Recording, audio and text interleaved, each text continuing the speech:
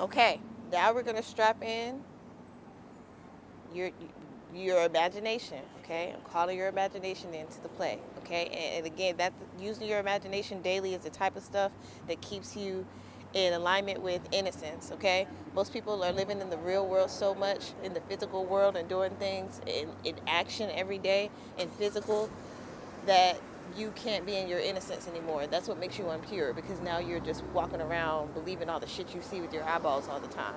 Okay, calling in your imagination.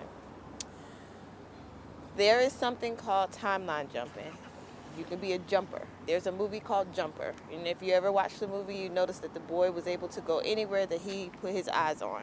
The man went to Rome and all kind of other places just because he saw them in his mind, right?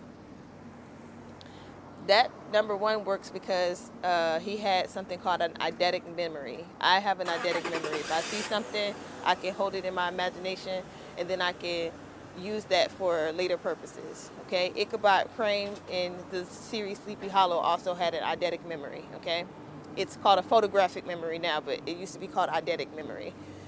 So you can do the same thing now. When you are in an unpleasing moment, you can go back to a moment where you were happy.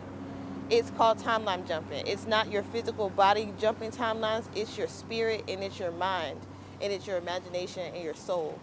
You are jumping timelines from one frequency to another, okay? And if you think that sounds weird, think about how you utilize Facebook, Instagram, YouTube, Snapchat, all these other places. When you are on someone's channel, on someone's timeline, and they're doing something that you don't like or you don't want to be interested in it anymore, you've invested enough time in it and you've decided you're no longer interested, you can scroll. Would that not be the same as jumping a timeline? Because now that timeline is gone. You're not like, yeah, that person's video was so interesting, I'm going to hold it in my mind and I'm going to just keep it on this channel all the time. No, you're going to jump and go to something else sometimes. Channel surfing. We used to do it with TV before we had smartphones, before we could do it on our phones. This stuff is not new. The government took everything your mind could easily do on its own and then gave you an artificial substitute for the same thing.